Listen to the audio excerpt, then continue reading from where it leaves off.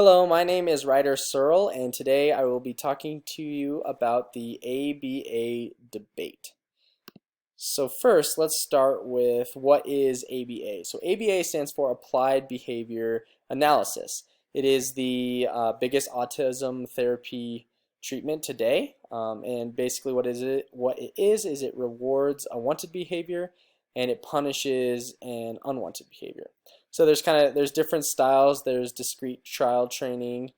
This is more kind of traditional. It's where you might have the child with autism on one side and then the therapist on the other, and they're doing different therapy and things like that. And then there's more like less traditional and less formal forms, and one of them is pivotal response training and early start Denver model.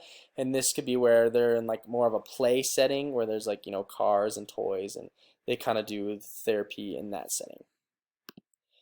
So after doing a lot of research, I came to the conclusion that I am against ABA. So the reason for this is that its roots are fairly dark. There's a man named Dr. Lavos who kind of got it going and started doing therapy on children with autism, and basically what his goal was is to make the child as normal as possible. And notice how I have quotations around the word normal.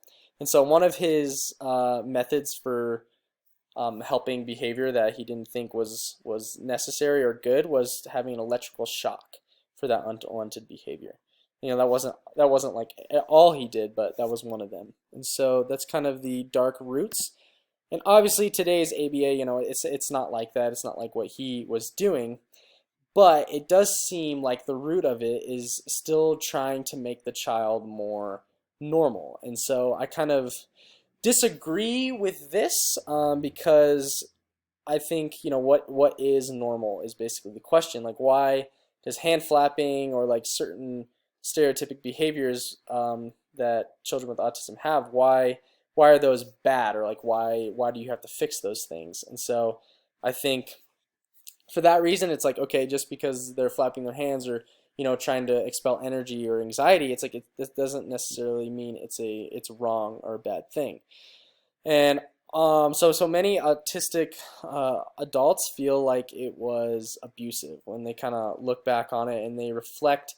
Many kind of saw it as like an abusive thing, and abusive doesn't have to mean that it was like punishment and torture and things like that, but it was just like it was hard on them.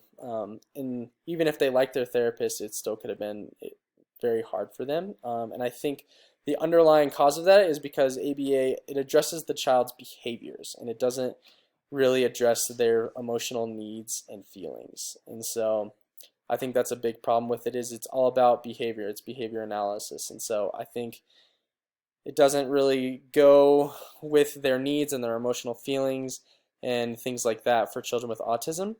And that is why I am against the use of it. Here is a list of references and resources that I used in this research. Thank you very much.